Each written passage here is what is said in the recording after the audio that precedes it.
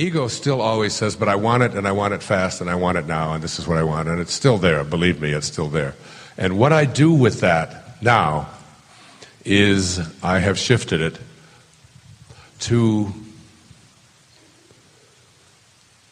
no matter how badly I want it, and if it doesn't seem to be showing up, whether it's in a relationship, whether it's something with my children, or whether it's with my health, whether it's with anything out there that doesn't seem to be going the way I would like it, I stop myself and I remind myself to reach out to as many people as I can right now. That my ego's desire to have what I want now is my reminder, which used to be to just get upset because it isn't showing up, and to get angry and to get hurt and cry or depressed or whatever, get myself worked up about it. Now I use that as a signal and say to myself, reach out to as many people as you possibly can. Make a donation, pick up the telephone, call that person in the hospital who wanted you to talk to them, reach out over here, sign this thing over there, send these books to that hospital over here, do this for, just do that, just keep reminding. And as I get my ego out of the way, I reconnect myself, and the divine immortal angels start seeking me out again because I've let go. As we say in the recovery movement, let go and let God. And the only thing God can do with God's hands is give, serve. Want what you want for yourself more for somebody else. The person that you have the most difficulty with, the aunt that is always a bitch when she shows up. Want the peace and happiness you want for yourself for that aunt more than you want it for yourself. Whatever it is that you are asking, ask for it for someone else first. And every mother in this room knows exactly what I'm talking about with your infants. Well, we're all infants. Reach out and serve. Those are the cardinal virtues. Reverence for all of life, natural sincerity, gentleness, which manifests as kindness, and support, which manifests as service to others. The journey is complete, from ambition to meaning. And what I want to do next is talk to you about what are the things that we've created within ourselves to keep us off of the path that we know that we are destined to stay on, or that we want to stay on, and to come up with some ways to rid ourselves of these misalignments, which are really just excuses. I feel that the Tao was instrumental in teaching me what to think. And I've shared much of that with you throughout this program. What it didn't cover, and what Lao Tzu taught me, was how to help people to change lifetime thinking habits. When you change your mind, when you correct your mind, everything else will fall into place. Your body will take care of itself. Your relationships will take care of themselves. Your business will take care of itself. You just got to change your mind. And remember, I started out here saying that it's really about changing your concept of yourself. And I hope what you are beginning to do is to commit yourself to thinking, especially for the next few months, even for the next year, thinking in terms of awareness, that I am awareness, I am loving awareness. And awareness means that whatever it is you're confronted with, whatever it is that comes up, whatever it is that you would like to create for yourself or attract into your life, you come at it from the position of awareness, which means from the highest place within myself, all things are possible. If I can just stay in that highest place. With God, all things are possible. Not thinking of God as something that you're separate from. You have to remove that illusion from your consciousness and know that you indeed are God, walking around, living, breathing, divine mind, energy. It's what you are. And the rest of you, this physical apparatus that has become the dominant force in your life, is really just a very, very temporary thing. So I decided to embark on the task of letting Lao Tzu convey to me how to go about changing habits that have been with you for a very long time, a way of thinking. I started out by reading 2 books. One is a book called The Biology of Belief by Bruce Lipton. As I was getting ready to write Excuses Be Gone, what this book taught me was that there are 2 really big excuses. One of the excuses that we have is that I can't change something about myself because it's in my DNA. It's just something that I own, that I have it. And I watch it living here on this beach. I see a young girl walking down the beach with a thong bathing suit on, a little piece of dental floss in the back and a little patch in the front. And I'll watch a man who can barely walk, watch her go by. And it's like, it's almost an effort. It hurts him so much. But he has to turn around and check it out. And I always say it's just in the DNA. I mean, it's a life sentence. You know, you're going to do that, all right? And the question is, can you be trained to not do that? Because when I used to walk with my wife and I would do that, she would remind me that you shouldn't be looking at somebody else's ass when mine is right next to yours, you know? So I stopped doing that. But my DNA would still always kick in. I'd have to stop myself from doing it, you know, stop it. So the DNA, and I just use that as a crass example. But what the real message of the biology of belief, Bruce Lipton was a professor at University of Wisconsin and also at Stanford. He taught medical students for over 20 years. And he realized in doing some of his experiments that what he was teaching wasn't true any longer, that the model that was being given to the medical community about the cause of illness and the way to overcome it in the body through treatment modalities that we use by using drugs and by using surgeries and chemotherapies and so on was off. That within us, and he did some experiments with various things in petri dishes and began to discover that what we thought was programmed in DNA information in the experiments that he was doing in his lab, he was an experimental biologist, he's a cell biologist, began to realize that the DNA was capable of being changed. And it could be changed through things that we call expectations. We were sitting at lunch today and talking about some experiments. My friend Carrie was saying that she's a nurse practitioner in nursing school right now. And she was saying they'll take people's blood and extract blood from people who are deeply depressed and very angry and very sad, and they'll take their blood and they'll inject it into rats and things like that. And when that blood goes into those rats, sometimes they'll just keel over and die. Deepak used to say that the tears of joy versus the tears of sadness have a different chemical composition. One of the things that I really found fascinating was that people who have multiple personalities, different personalities, will have, are you ready for this? They will have different eyeglass prescriptions for different personalities in their bodies. Think about that. Just let that in. Same eyes, same brain, different thoughts, different personalities. And some of the personalities would be allergic to some things and not allergic to others. And this is all within the same body. So that the body and the DNA and the genetic structure that you inherited is no longer an excuse, no matter what diagnosis ever comes your way. And it's very interesting that this diagnosis for me came just so recently, that I have been immersed in this and writing about it, and Bruce Lipton has become a very close friend, and we talk about it. I encourage you, if you get a chance, to hear him lecture. His lectures are wonderful. He's full of energy and a very dynamic guy. But that you start to think with a different kind of an attitude about what it is that you are being told by anyone outside of yourself, and you shift into that place of awareness, biology of belief. So that was the first book that I read. The second book that I read was a book that was equally as informative to me. It was called Virus of the Mind by Richard Brody. He is very close friends with Bill Gates and founded Microsoft.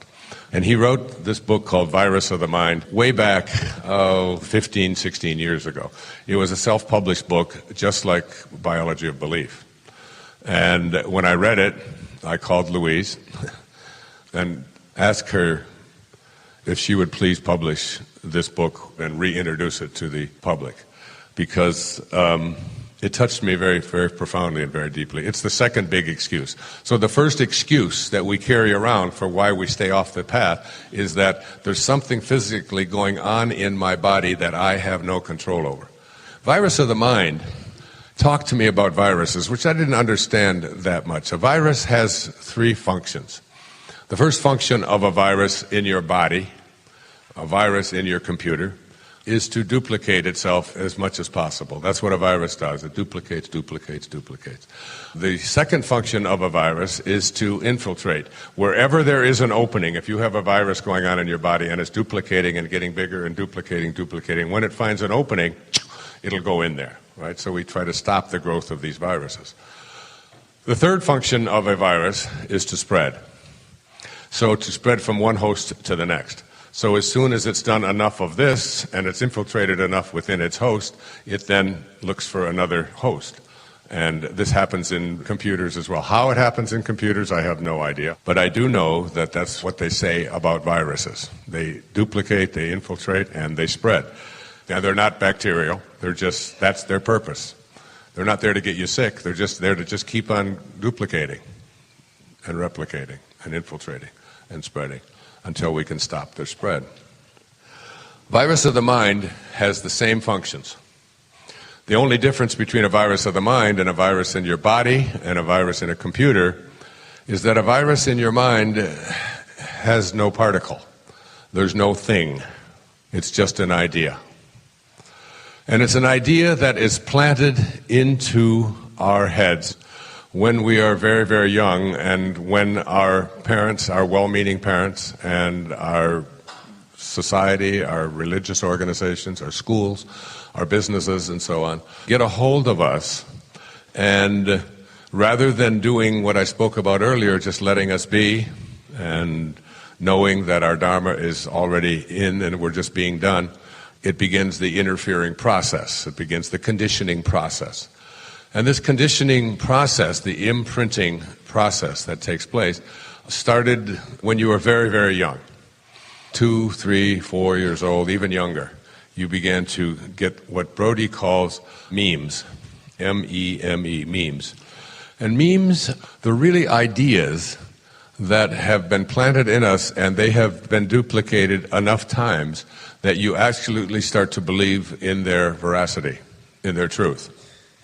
And as we get ourselves programmed with these memes, they actually take on a life of their own, and they become our truths that we hang on to.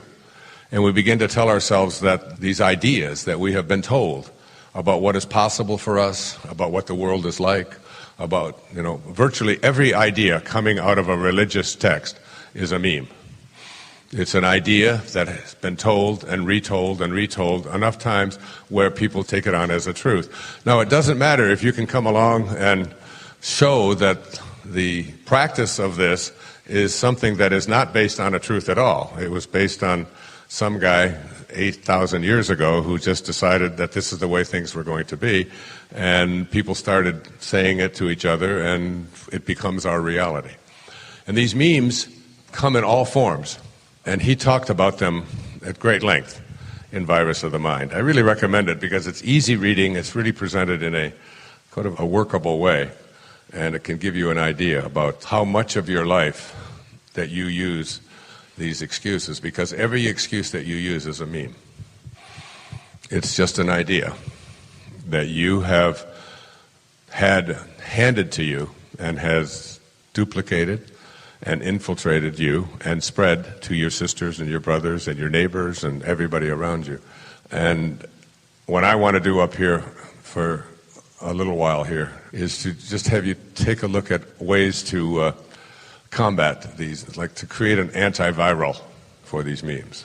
And if you ask yourself the question, which I'm going to ask you very shortly, are these memes that we carry around about what our life is like and what it can be like, what we can do, what we can't do, what is right, what is wrong, what is good, what is bad, what is moral, what is immoral, what is God, what isn't God. All of these ideas are just things that we have. They're like viruses that are working with us all the time. We just keep repeating them and repeating them and repeating them.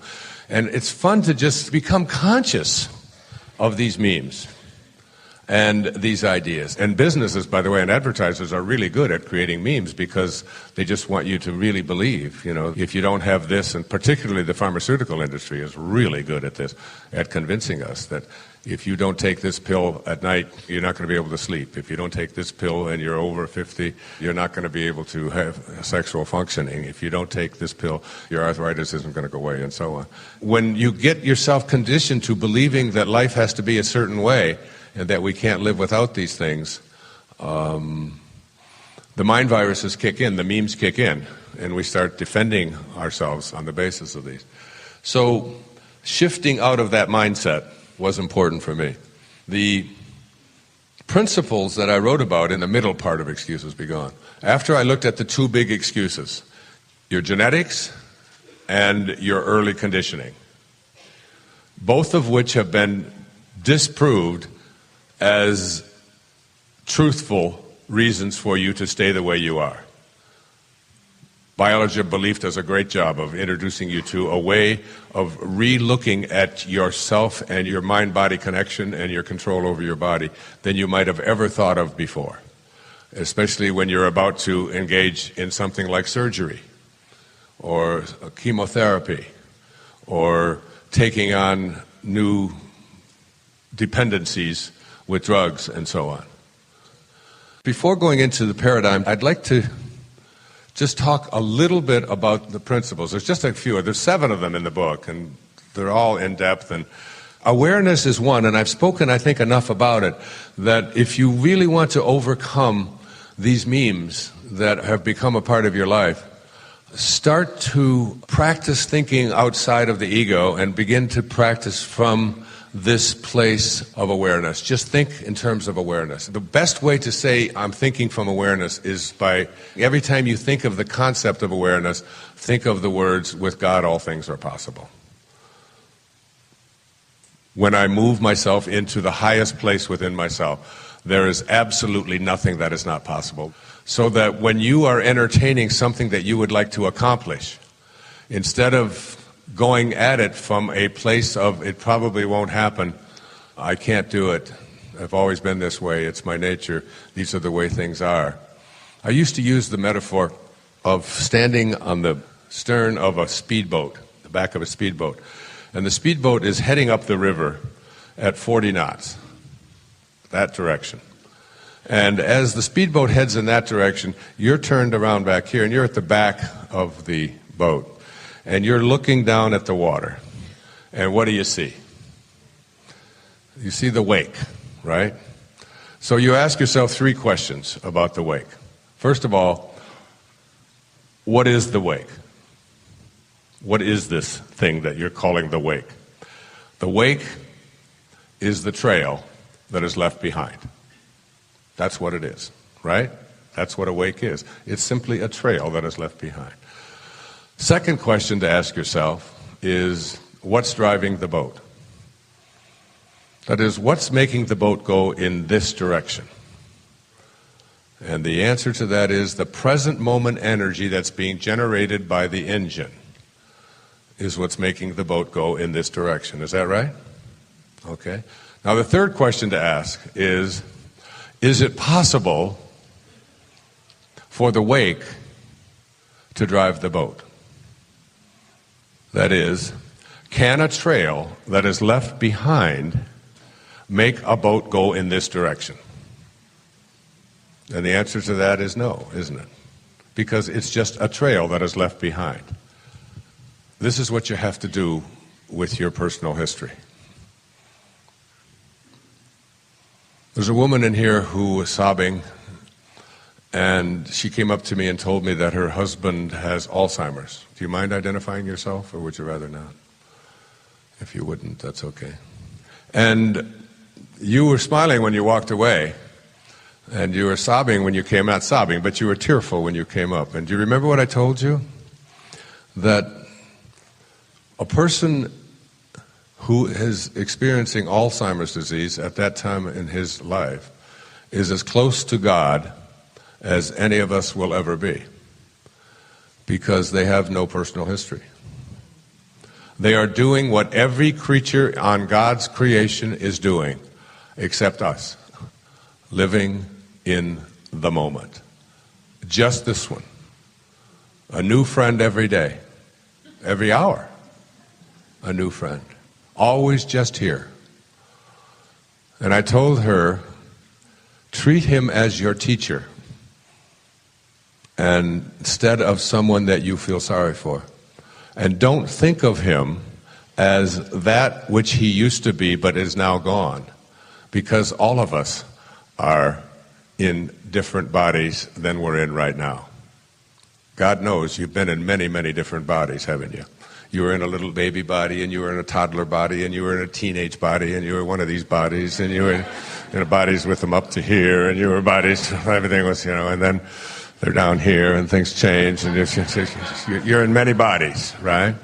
And every moment that you have in your life is just that. It's just this moment. But most people run their lives believing in this meme that my past is what's making me go in this direction. And it's why you have to just give up your personal history. You just have to give it up. Just let it go. And as you let it go, you let yourself be driven in the direction that you're going, not by the wake. The wake can't do anything. It's just a trail you've left behind. So I used to tell people that you can't fail at anything. That everything you do just produces results. So if you take a golf ball and you put it up on a tee and you swing at the golf ball and you hit it and it dribbles off to the side, you haven't failed. You've just produced a result. And the question isn't whether you fail or don't fail at something. The question is, what do you do with the results that you produce in your life? Do you pick up the golf ball and say, this is a stupid game anyway, and throw it away? But there's 18 holes on a golf course, and that's got to have something to do with something.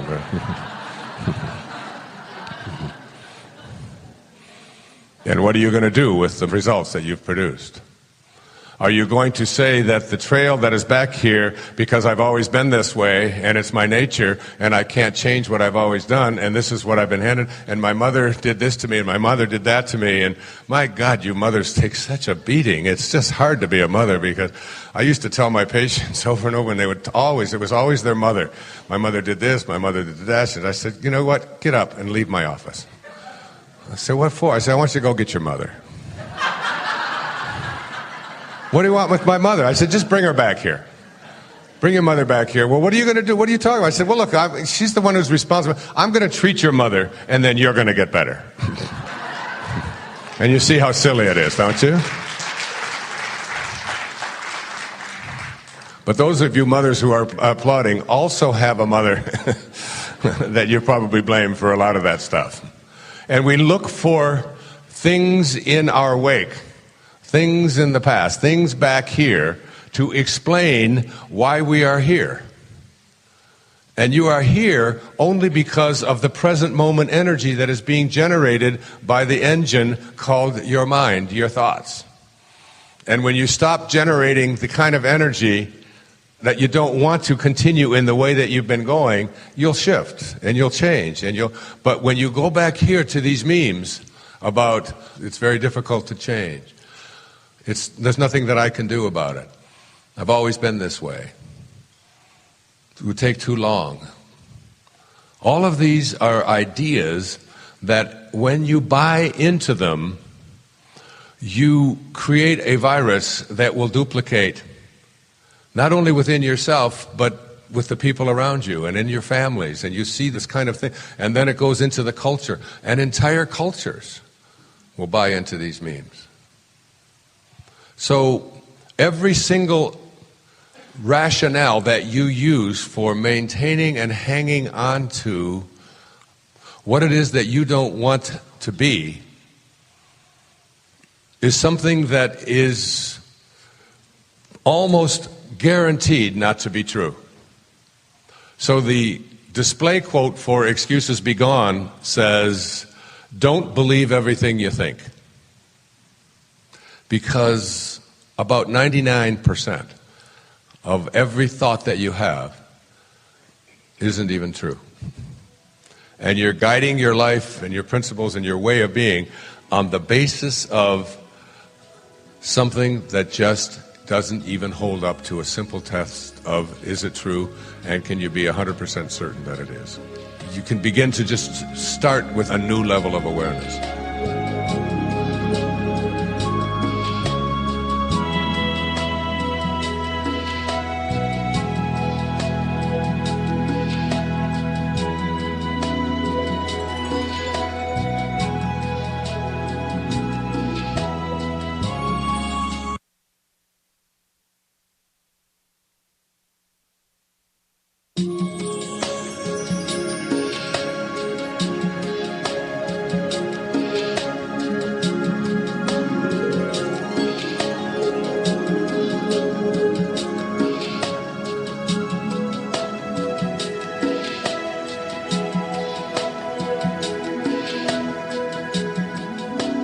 So, awareness, alignment is another principle that I speak a lot about in Excuses Be Gone.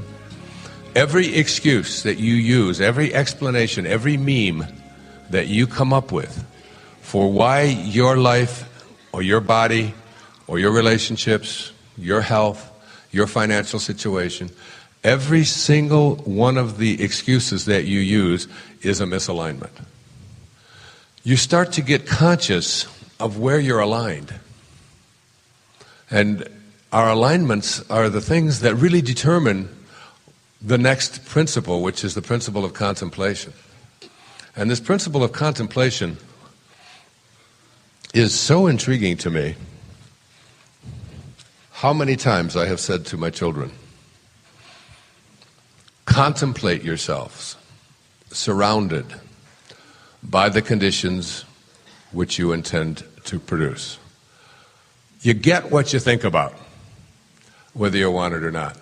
This thing that we call our thoughts is really the highest place within us, and we can use them to be thoughts that are aligned and think like God thinks, or we can use them as excuses and misalign ourselves and remind ourselves that God doesn't need any excuses.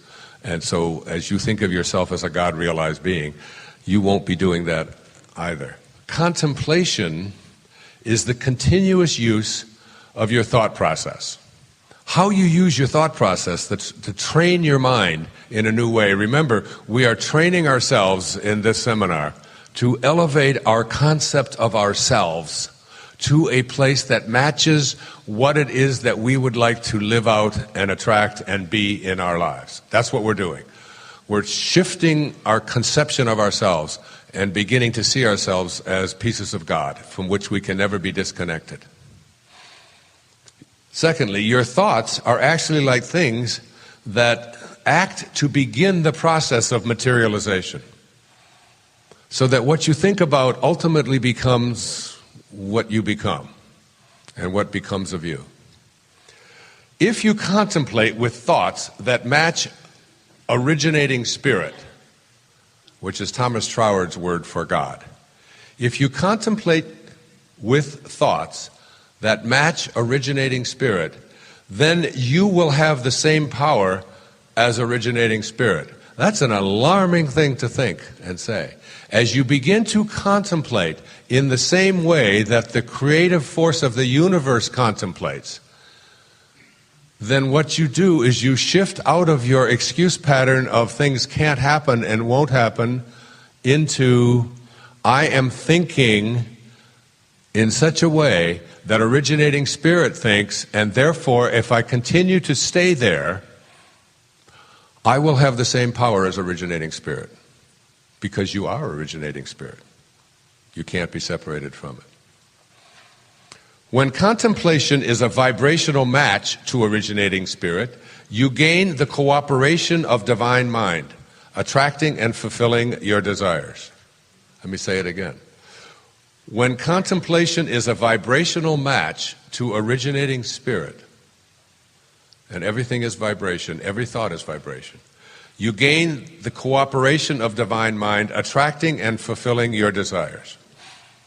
Contemplation, next, is therefore a kind of action in and of itself, which sets into motion all of the creative forces of the universe.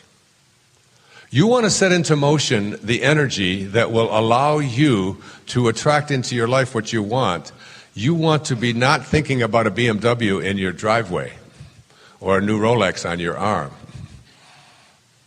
You want to be thinking like God thinks and living from those cardinal virtues, and recognize that you do not attract into this world what you want. You attract what you are. And as you become it, and it becomes you, it becomes limitless. And a BMW makes no difference. When you rely on excuses, you allow your false self, the ego, to contemplate what you do not want or what you cannot have. Do you get that? When you rely on excuses, you give evidence that you contemplate what you can't have or what you don't want.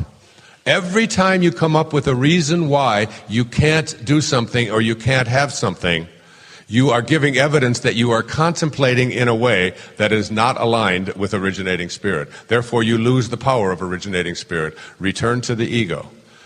Every excuse you ever use for anything is evidence that you're contemplating what you can't have. Now, why you would want to contemplate what you can't have or what's missing in your life is a meme handed to you, because basically you've been taught you're not worthy of all of that. God is worthy of that. You're not God. There's nothing more blasphemous than saying you are God, except we've been saying it here a lot.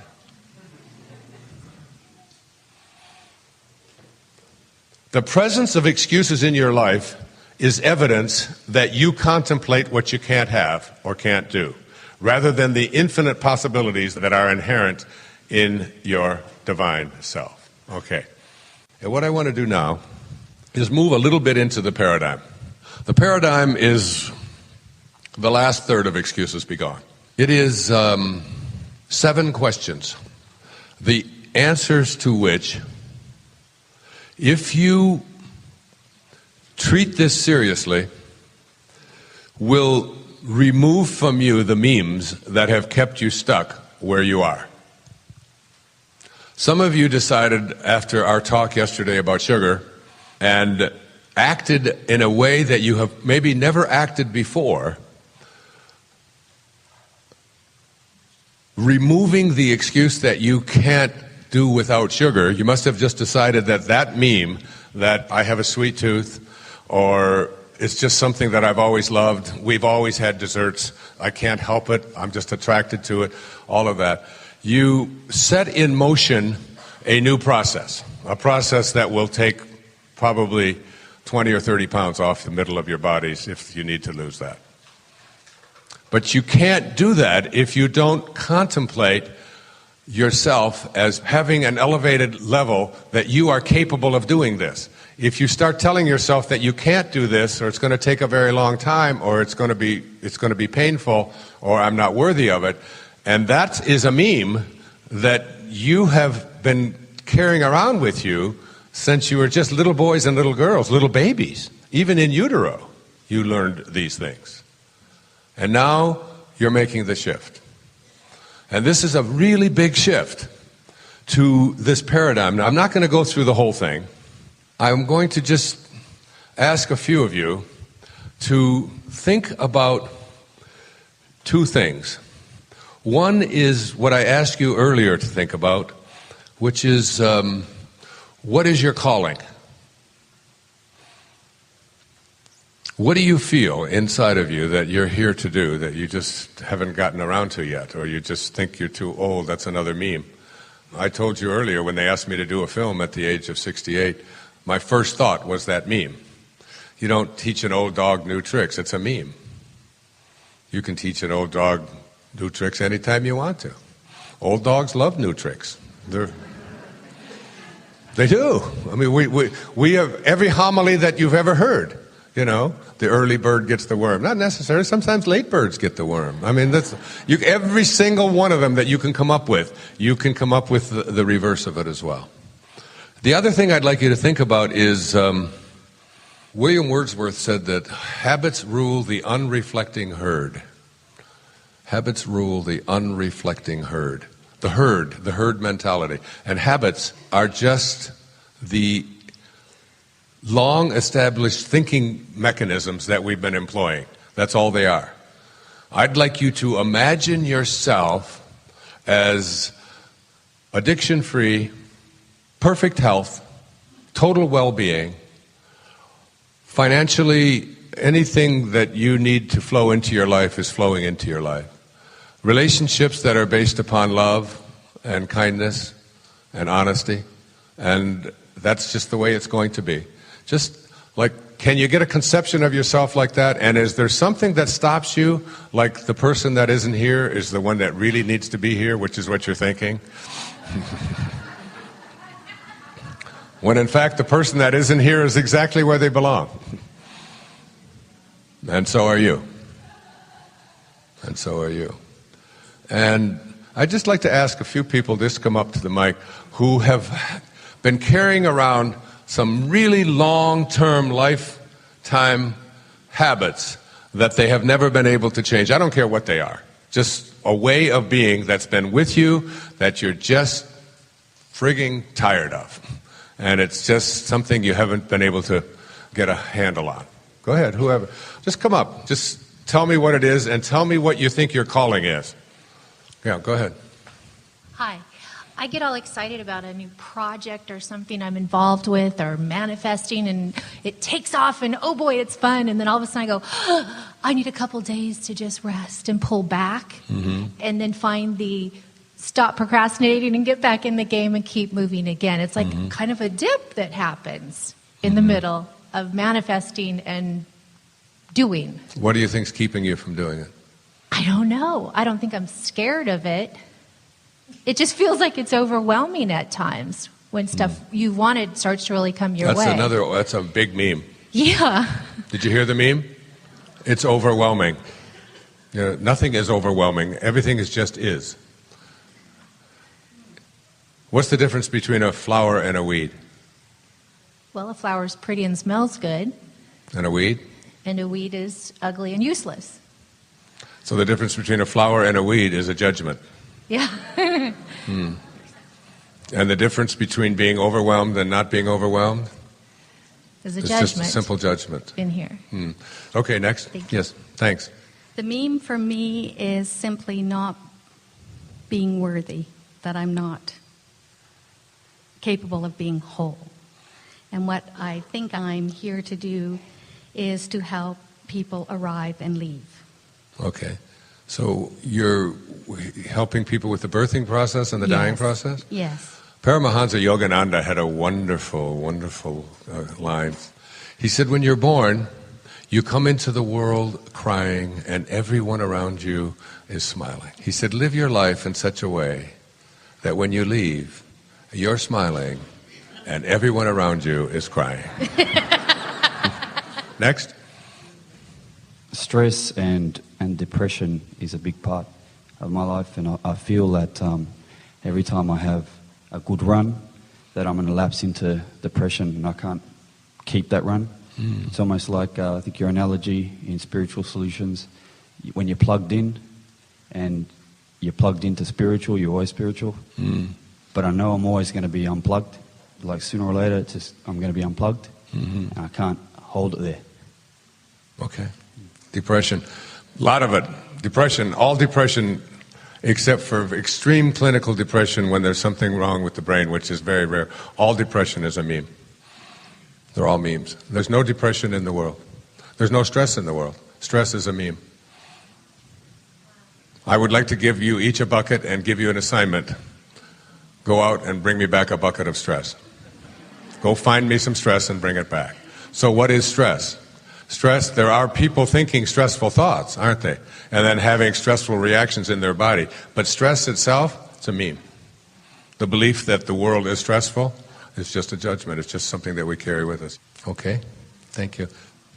So the first question to ask yourself, any of you, about what it is that is something you've been hanging on to for a very long time, that is a part of your life that you find almost impossible to change. Even though you know what to think and you've been to all the seminars, you've read the books, you've done the right things, you still find yourself going back and slipping back into habituated ways of behaving and thinking, right? And what I'm suggesting to all of you here today is that in moments, like for every single person who this morning decided to do something about their sugar intake based upon what we did yesterday, you have demonstrated that you are now about to embark on a new way of being. You've demonstrated it. Even if you just checked a package and seen how many sugar grams were in what it was you were going to eat and then ate it anyway, it doesn't matter. Even if you smoke Pacololo every single day and you said, you know what, maybe this isn't good for my brain, but I think maybe tonight I'll just think about it tomorrow. You're on your way. Because we become what we think about, whether we want it or not. If you have a choice to think a thought that may or may not be true, but thinking that thought will keep you from where you want to go, versus thinking a thought that may or may not be true, but thinking that thought will at least give you a chance to get to where you want to be, why do we continue to take the first choice when the second choice is the only option we have for changing our conception of ourselves? But we train ourselves through this subconscious meme training that we've had to start believing in things that are going to keep us from ever getting where we want to go. If you have a choice to think a thought that may or may not be true, but it will keep you from getting to where you want to be, versus thinking a thought that may or may not be true, but will at least give you an opportunity to get there, what's the choice? So I have leukemia, and I can think the thought that this thing is going to take me down and it's going to kill me and it's going to change the course of my life and I'm going to have less energy and I'm not going to be able to do the things I wanted to do. And what I want for myself is to stay vibrant and healthy as long as I possibly can. So why would I choose to take a thought that is going to take me where I don't want to go, rather than taking a thought that says, I can handle this, I can live with this, I can make this work for me, I can send it on its way. It may or may not be true, but at least I have a chance to get where I want to go with that thought. And our thoughts, if you haven't got it by now, our thoughts are what our life is. This is what the paradigm is. This is what Lao Tzu was telling me over and over and over again. Teach people to take the excuses that they use and to put them into a context that may or may not be true, and ask them to reverse it, and then pick the one that will at least get you to where you want to be. The woman that sat next to me on the airport, I've never forgotten her. She was a photographer here on Maui. She was doing a wedding, and then she was on her way back. We were sitting on an airplane on American Airlines, and she put above the seat a whole bunch of photographic equipment, and I asked her about it, and I said, what do you do? She said, I'm a photographer. I said, do you like it? Do you enjoy it? She said, yes. She said, but I'll never get rich at it. And I said, would you like to get rich? And she said, of course, who wouldn't want to be rich? And I said, let me see if I understand you. You would like to be rich, but the thoughts you carry around in your head are, I'll never get there. What's the reverse of I'll never get there? I will get there. It's on its way. In fact, I'm already here. Why wouldn't you think that thought? So now, the second question is, where did these thoughts come from? They came from you. You bought into all of this stuff All of us bought into this little stuff. The I'm too young or I'm too old. Like our age has something to do with what we can create or do in our lives. There's endless examples of people who've overcome that. You know, Louise Hay started Hay House Publishing at the age of 61. It's 22 years. She's 83, CEO of the largest publishing company in the world on spiritual and higher consciousness materials. And she started it at 61 because she didn't buy into that meme. So what I say to you is that there were kids in school next to you who were told the very same thing that you were told. Your siblings were told the same things by the same mother. Some of your siblings didn't buy into that at all. And some of them did, and some of them got scared. And what I say to you is, even though you didn't know it at the time, you were still making choices to buy it. If you're not willing to take responsibility for having chosen to carry around these beliefs, then you have no chance of overcoming them. You have as much chance as if you send your mother to me and I treat her and you expect to get better. It just isn't going to happen. So I say to you, the answer to the second question is, I chose them all. And I say that to you about everything, even your most serious illnesses. Take responsibility for it. It's yours. You own it. Don't feel yourself that you were being punished, that it was some karmic debt, that there was something bad happened in a previous life and you were an axe murderer and now you're getting this. Don't do that. But take responsibility for it, because the minute you say, I chose it, it's mine, I carry it around with me, I live with it, I breathe with it, I bleed it, which is what I do with my leukemia. That's what I do with it. It's mine, I own it, I took it on, and that's the only chance I have of saying goodbye to it. It's the only chance. I can blame this girl or that girl or my children or, you know, all of the different traumas in my life. I can blame the environment. I can blame the food we eat, the mercury in the fish. I can blame it all, the Ayatollahs. It's got to be somebody else's fault. It can't be mine. I don't get leukemia. It's mine. I was a vibrational match to it. I take responsibility for it. And now the third question is, what are my payoffs? What do you think is the major payoff? I go through about 10 of them in the book. The payoff for using the meme. Psychological payoffs. Avoidance of doing what I came here to do. It's simply easier. Now here's the fourth question, and this is all I'm going to do. What would your life look like if you couldn't use those excuses that you've been using? If you just couldn't come up with them, if somehow I wired your brain in such a way that you could not think those three thoughts, what would your life look like? If you couldn't think the thoughts that you've been thinking that are keeping you from where you want to be, you would feel more joy, more accomplished. What I'm saying to all of you is that if you want to overcome any of the things that you think came to you as a result of abuse, abandonment, brokenness, despair, depressed parents, whatever it might be, certainly don't exclude that and just toss it out the window and say it's not relevant, but recognize that you just didn't have the strength then, but that was then and this is now, to quote St. Paul in Corinthians. When I was a child, I thought as a child, but I'm not a child now.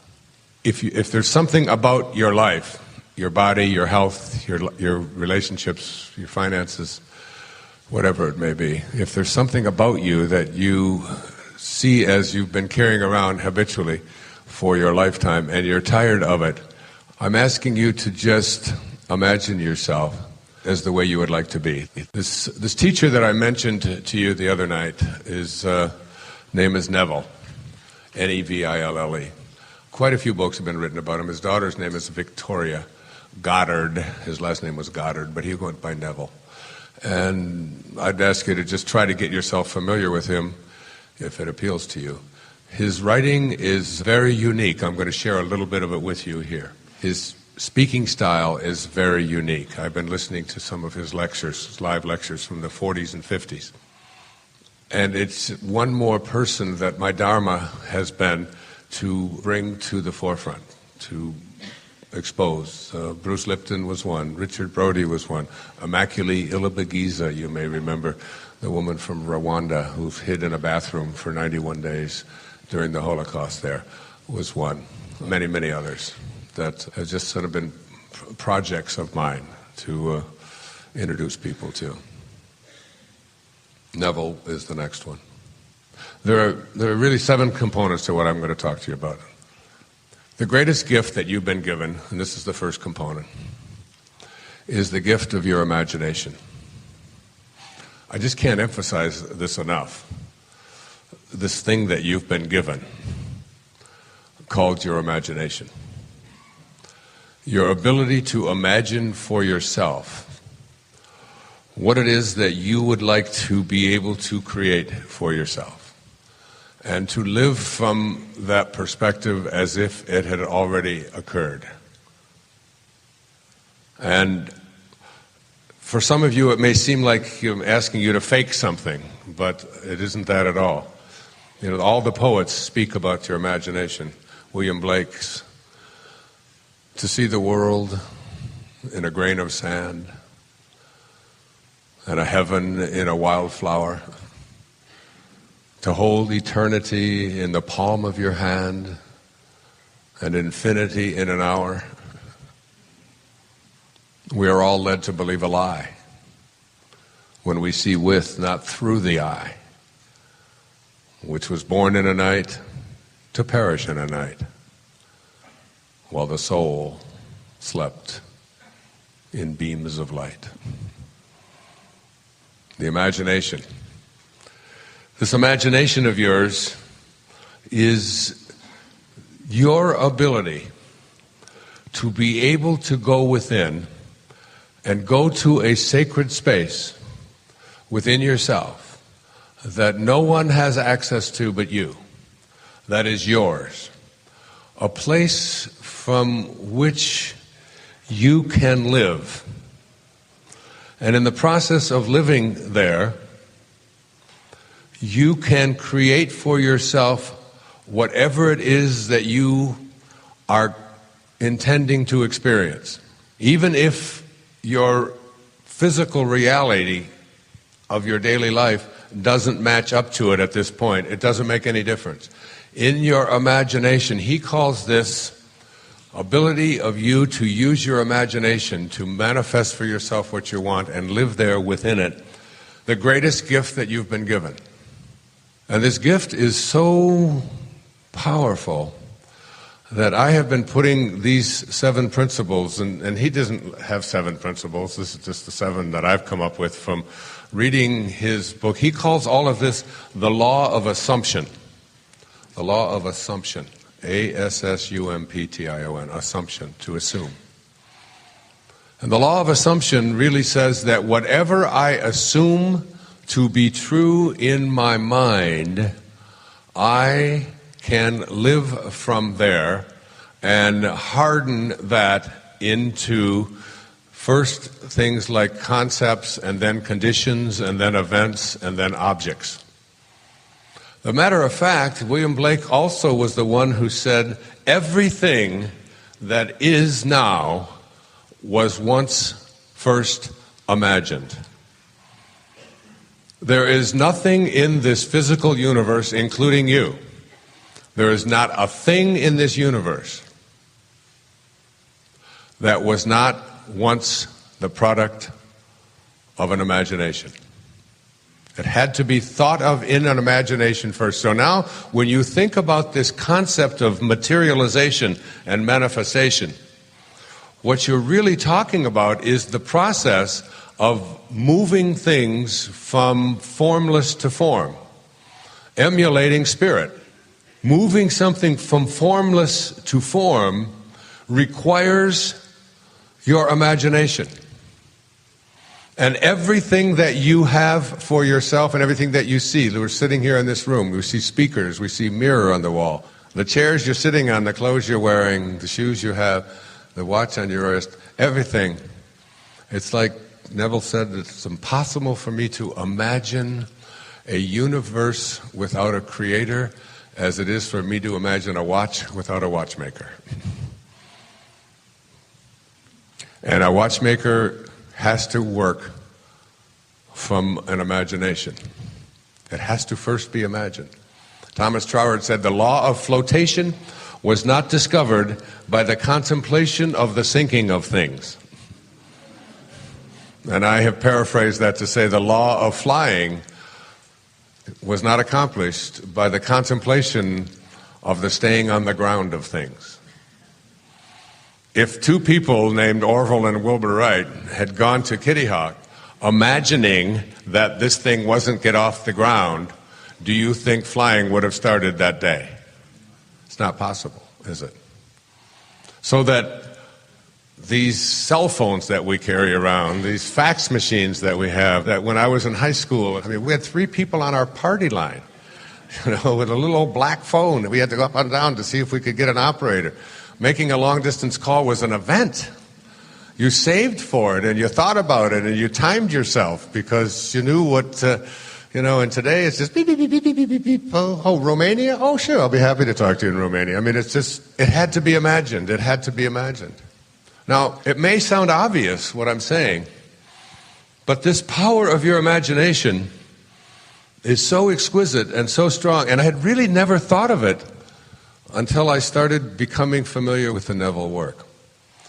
I've always known that, things start with a thought, and the quotation I gave you from Thoreau, if you advance confidently in the direction of your own dreams, and endeavor to live the life which you have imagined. What's the key word?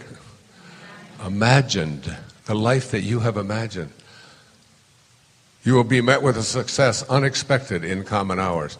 It will begin to chase after you. You will activate the powers of manifestation and materialization.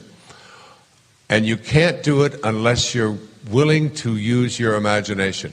And in the process of understanding this, that everything that has ever been created, including everything that has been created for you in your life, whether you like what it is or you don't like what it is, it still had to have first been thought. It had to come from the formless. All being originates in what? Non-being. It's the spirit that gives life. Your imagination is your spirit. It is this invisible, formless, boundaryless, internal, external, surrounding you space in which you can put anything that you want there, and no one can do anything about it. It doesn't make any difference who's sitting next to you, who your parents were, what they said, what everybody else said. None of it matters. So that's the first principle, this principle of imagination. That everything that you would like to have, you have to be able to imagine. The second thing is learning to think from the end rather than about the end. Learning to think from the end. I brought with me something for all of you to look at. It is the book that I am going to write, that I am writing, that is already created in my imagination. And this is what it's going to look like. This is the cover. This is just wrapped around another book. And I look at this every single day. If I took you over to my other writing space, you would see a copy of The Shift, the book that we just spent 2 days talking about. Because it helps me to think from the end rather than about the end. Because the only place that you can think from the end is in your imagination. And nobody can take that away from you. People say, well, you're so productive, you get so much done, you've written so many books, you've done so many CDs, you've done all these PBS shows, you've done movies, you've done... And you know what? I basically think I screw off a lot. I don't really think I do that much at all. I mean, you can't even imagine. I mean, I take time to exercise 3.5 to 4 hours every single day of my life. Every day. My kids will tell you.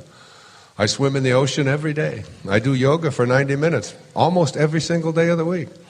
I walk at minimum an hour and a half every day of power walking on top of all of the other things.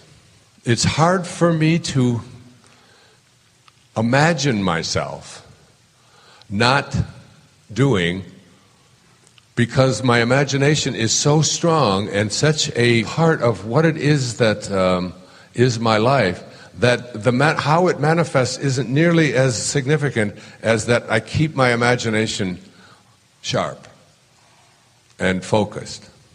And I want to read you a little bit of Neville. It's a book, Moving from Desire to Wishes Fulfilled by Neville. On a flight across the country, you can read the whole thing. There's 25, 26 chapters, but they're each a page or two long. You'll be perplexed by it, and you'll be amazed by it, and you'll wonder about it. A little bit of Neville. The great secret is a controlled imagination and a well-sustained attention firmly and repeatedly focused on the object to be accomplished. It cannot be emphasized too much that by creating an ideal within your mental sphere, by assuming that you are already that ideal, you identify yourself with it and thereby transform yourself into its image. Thinking from the ideal instead of thinking of the ideal. Thinking from the ideal instead of thinking of the ideal. Every state is already there as mere possibilities, as long as we think of them, but as overpoweringly real when we think from them. This was called by the ancient teachers subjection to the will of God, or resting in the Lord. And the only true test of resting in the Lord is that all who do rest are inevitably transformed into the image of that in which they rest. You become according to your resigned will, and your resigned will is your concept of yourself and all that you consent to and accept as true. You, assuming the feeling of your wish fulfilled and continuing therein, take upon yourself the results of that state. Not assuming the feeling of your wish fulfilled, you are ever free of the results. The truth that sets you free is that you can experience in imagination what you desire to experience in reality, and by maintaining this experience in imagination, your desire will and must become an actuality. Again, the truth that sets you free is that you can experience in your imagination what you desire to experience in reality. And by maintaining this experience in imagination, your desire will become an actuality. Now, all I can say to you about that is that it really works. The first part of this is the power of your imagination. The second part of what I'm speaking about here is thinking from the end. The third concept, after thinking from the end, is these words. If you're taking notes, I want you to really have them underlined. These are the words that Neville has spoken that really resonated with me. He said, you must learn to assume the feeling of the wish fulfilled. Assume the feeling of the wish fulfilled. Whatever it is that you have in your imagination, this is the only tool that you have for bringing it into reality, for hardening it from a thought to perhaps first an image, and then a condition, and then an event, and then an object. That your imagination is the only place that you can make all of this happen. If it's the weight that you want to lose, if it's the addiction that you want to overcome, if it's the relationship you'd like to fix, whatever it is you'd like to create, he gives some very specific examples of how this can work. Assuming the feeling of the wish fulfilled means that in your imagination, you have created what it is, what you have imagined for yourself. You think now from that end rather than about that end. And now you assume the feeling of that wish being fulfilled. And where do you experience feelings? In your body. That's what the body is. It's the reservoir of feelings. They show up in your flushing. They show up when you get embarrassed. They show up when you get joyful. They show up when you get sad. You know, you have physical manifestations of feelings. You assume the feeling of this wish being fulfilled. So what does it feel like within you to have this thing materialize. He makes a big case for creation itself, that you have really no control over the details. And you don't get to be a part of creation, he says, because creation is already complete. What you get to decide is what aspect of creation is going to manifest or materialize or show up into your life. That's what you get to do. You don't get to go out there and make mosquitoes or create flowers and all. All of that is being done by the great invisible Tao. What you get to decide is what extent of what is already being created and is part of creation that you are participating in, what share of it is going to manifest and be a part of your life. And you do this through the assumption of a feeling of a wish fulfilled, so that you imagine what it is that you would like to have or to be or to manifest, and you imagine this for yourself, and then what you do is you feel it in your body. And you ask yourself, what does it feel like? And everything about you has to go to this place. I'm going to read to you a little excerpt from Neville about this. I will be, in quotes, is a confession that I am not. Okay? I will be is simply a confession that I am not. The Father's will, God's will, is always I am. Until you realize that you are the Father, that you are God, and that there is only one I am, and your infinite self is that I am, your will is always I will be. That's your will. In the law of assumption, your consciousness of being is the Father's will. The mere wish without this consciousness is my will. This great quotation, so little understood, is a perfect statement of the law of assumption. I will be is a confession that I am not. If you change your concept of yourself, the events ahead of you in time are altered. You can alter events ahead of you. Greg Braden wrote about this in The Isaiah Effect. I'd recommend you read that. If you change your concept of yourself, the events ahead of you in time are altered. But thus altered, they form again a deterministic sequence, starting from the moment of this changed concept. You are a being with powers of intervention which enable you, by a change of consciousness, to alter the course of observed events. In fact, to change your future. Deny the evidence of the senses and assume the feeling of the wish fulfilled. Again, deny the evidence of the senses, everything that your eyes and ears and everything else tells you. Go to your imagination, think from the end, and assume the feeling of the wish fulfilled. Inasmuch as your assumption is creative and forms an atmosphere, your assumption, if it is to be a noble one, that is, if it's aligned with God, increases your assurance and helps you to reach a higher level of being. This means to make your assumption the highest, noblest, happiest concepts, there is no better time to start than now. The present moment is always the most opportune in which to eliminate all unlovely, I love that, assumptions, and to concentrate only on the good. As well as yourself, claim for others their divine inheritance. You win by assumption what you can never win by force. An assumption is a certain motion of consciousness. This motion, like all motions, exercises an influence on the surrounding substance, causing it to take the shape of, echo, and reflect the assumption. A change of fortune is a new direction, an outlook, merely a change in arrangement of the same mind substance called consciousness. If you would change your life, all of you, you must begin at the very source with your own basic concept of yourself.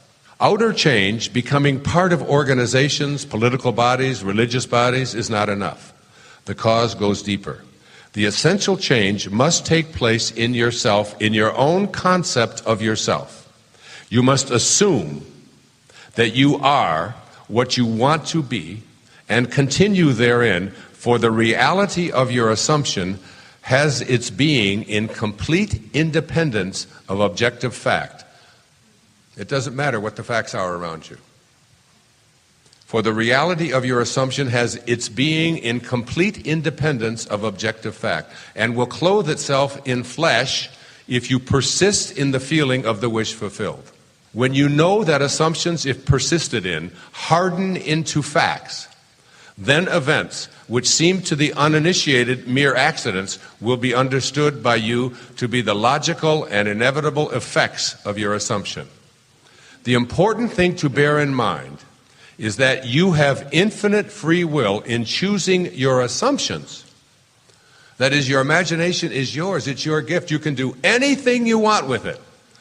The important thing to bear in mind is that you have infinite free will in choosing your assumptions, but absolutely no power to determine conditions and events.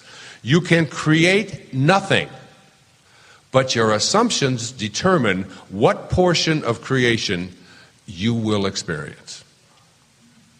Isn't that something? Now that's just a little taste of it, and that's the lighter stuff. There are many paragraphs in there that I've read 20, 25 times, like the Tao, when I studied the Tao.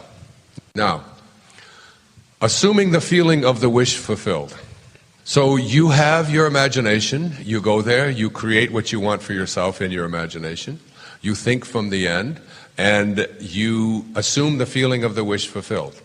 I want to tell you a story of how my daughter Sky and Serena and a friend of mine were in Los Angeles, and we were at a mall.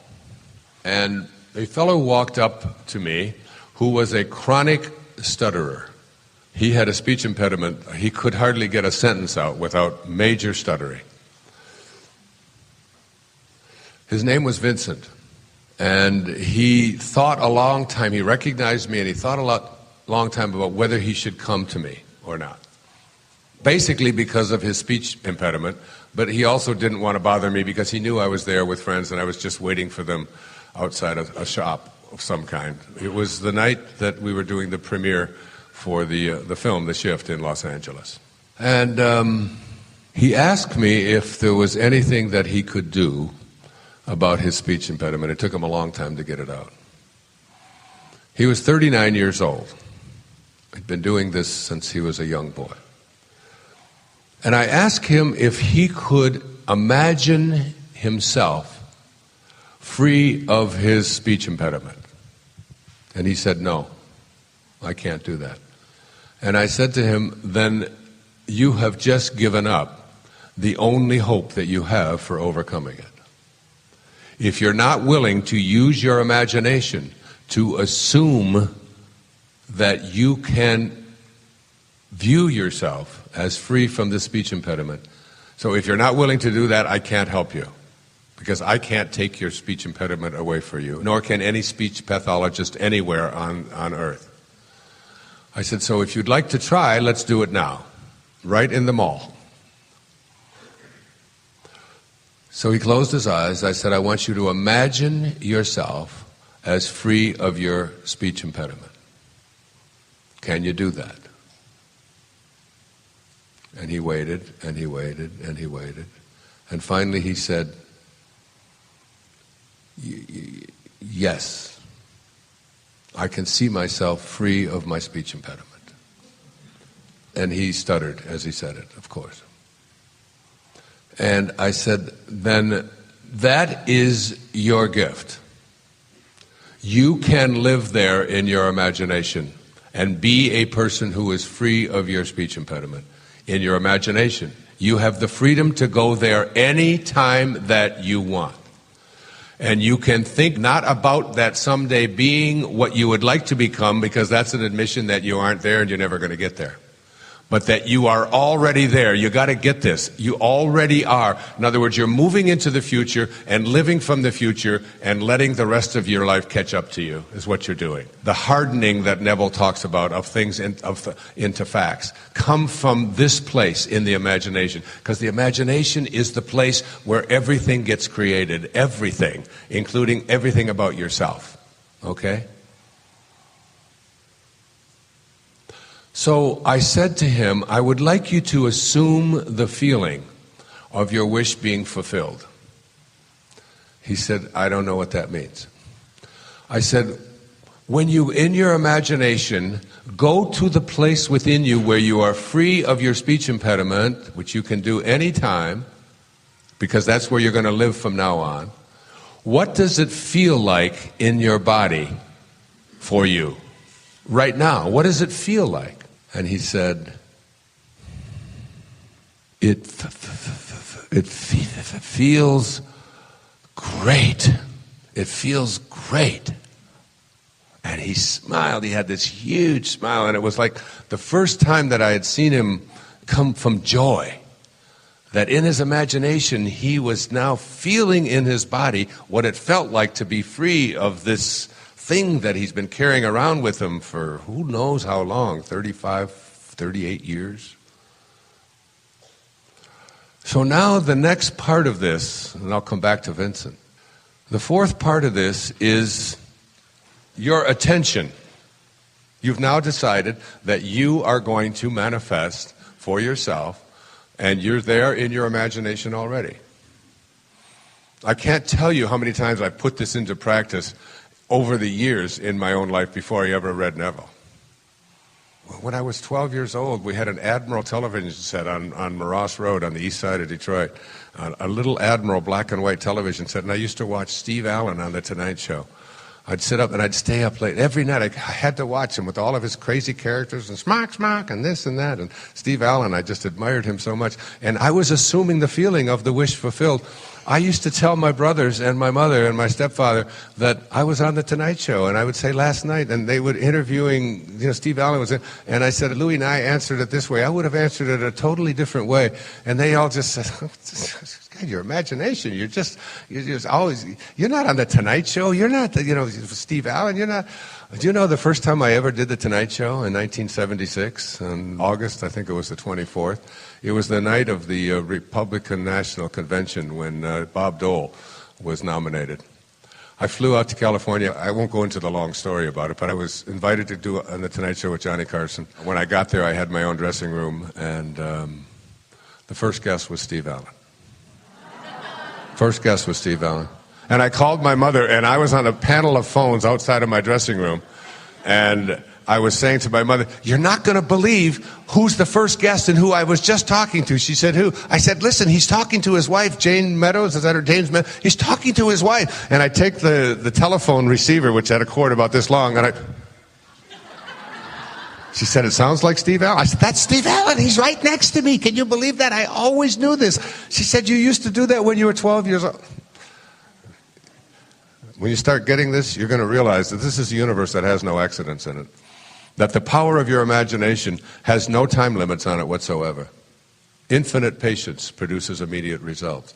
So the question that you have to begin to ask yourself is, when you have created a wish within your imagination and you are living from it rather than hoping to become it, and it becomes who you are. I knew that I was on The Tonight Show. I knew that I was meeting Steve Allen. I just knew it.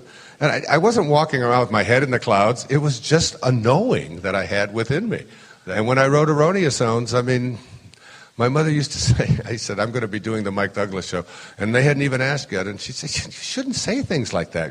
I said, if you don't say them, they don't come from maybe I'll do it. They come from me already seeing myself on the show. The question now becomes, with this fourth principle, the fourth principle is about attention. What kind of attention do you place on yourself when the subject of your wish comes up? Like you want to lose another 70 pounds, whatever.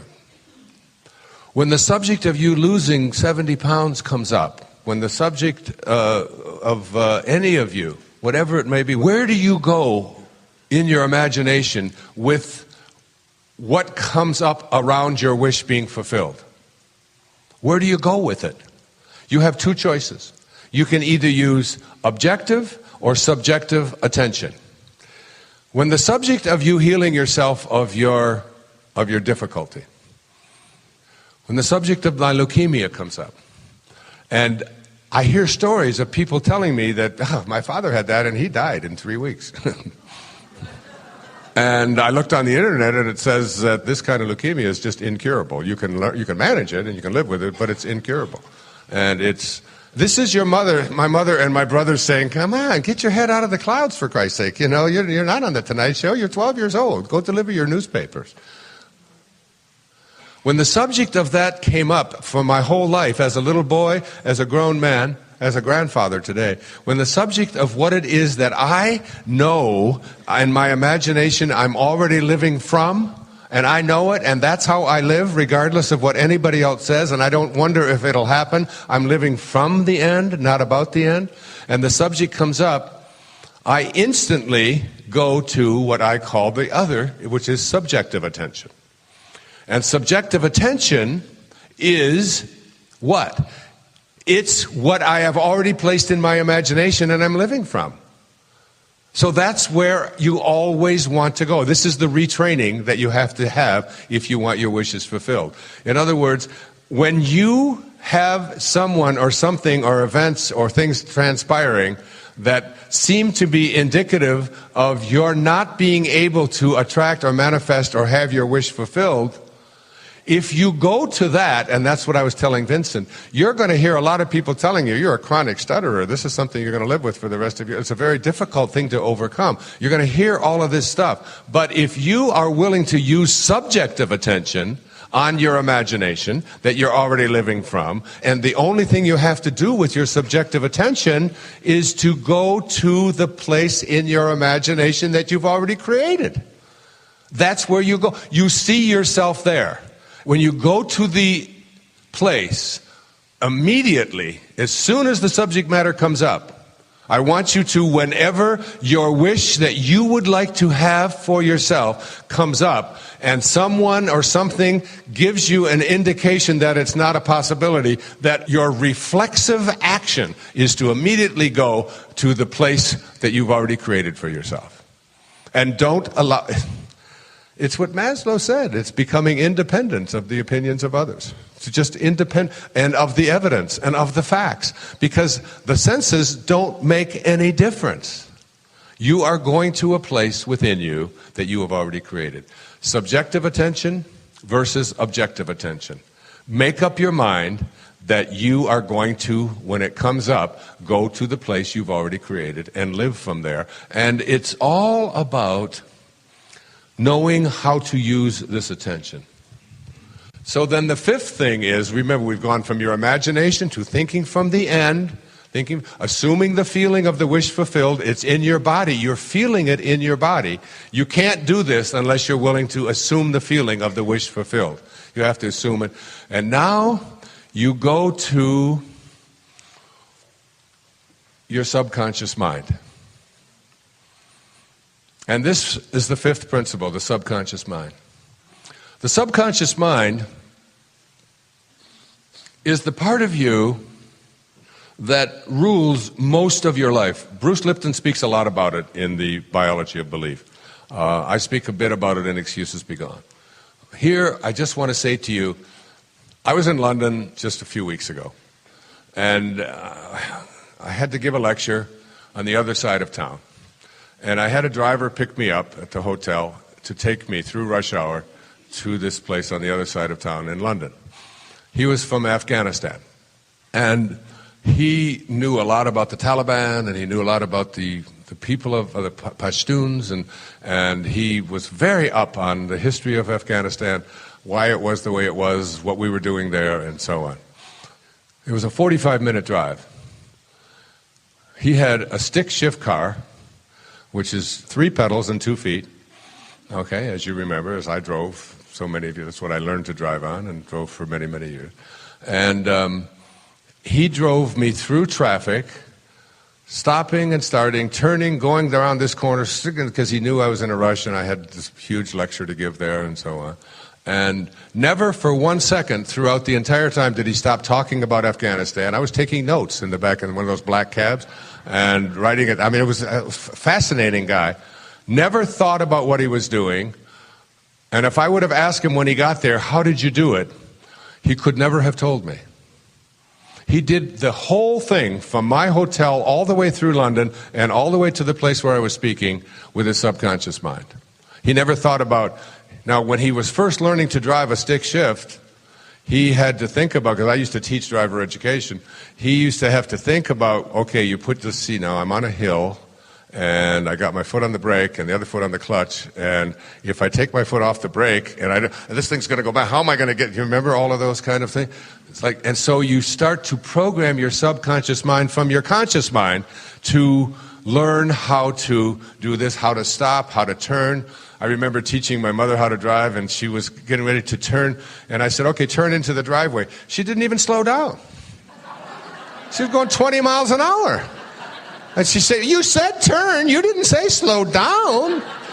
I said, well, you can't turn at 20 miles an hour into the driveway. You almost knocked out 3 people doing it, you know. That was, many, many years ago. She just learned, and subconsciously, then your subconscious mind begins to take over from your conscious mind and rule your life, okay? It is out of your subconscious mind that we are trying to now enter through wishes fulfilled and through excuses be gone. We're trying to go into your subconscious mind and deprogram it from not the training about how to drive without thinking about it, or how to go out and play tennis without thinking about how you hit a backhand and so on. Or how to, when I'm out there swimming, how to just make my body move through the water. I'm not learning to swim. I've learned to swim, and my body already knows swimming, and my subconscious mind just takes over and allows me to swim through the water, right? Well, the same thing is true of fulfilling your wishes. Your subconscious mind has been conditioned with these memes to believe that you can't do something or it's going to be difficult. And so, see, your subconscious mind cannot make a distinction between what it is you are feeling as a result of assuming the feeling of your wish fulfilled, or what you are feeling as a result of what's happening to your body and to your world and to your relationships and to your money and to your health. It can't make a distinction. So if it can't make a distinction, and it is out of the subconscious mind that all of manifestation begins to take place, that's the place within you, that invisible place that allows you to drive across the city without thinking about it, that allows you to swim through the ocean, that allows you to cook a souffle, whatever it is that you do without thinking. You are now trying to go into that subconscious mind and train it to fulfill the wishes that you have, instead of to continue to keep those wishes from being fulfilled, which is what you've trained it to do. You see, you've trained it and trained it and trained it to believe that this is an impossibility, or it's going to be difficult, or it's going to take a long time.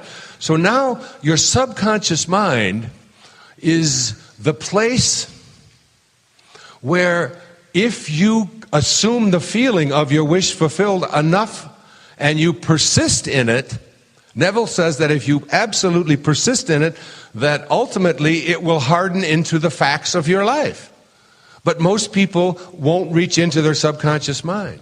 So that subconscious mind of yours that has that programming in it that just allows you to go through your life believing that you don't have the power, that you're not God, that you're not spirit, that you can't make these things happen, you have to start assuming the feeling of the wish fulfilled over and over and over and over again, and persist in it. And then when somebody says it can't happen, you go to subjective attention. What is subjective attention? Immediately you go back in your imagination where you have it, and you don't think that that may happen. You're already there. The book is already written. There it is. There's nobody that can convince me that it's not going to get written. You can't convince me of that, because in my imagination, I've already assumed the feeling of that wish fulfilled. The sixth principle here is, I call it the last 5 minutes of your day.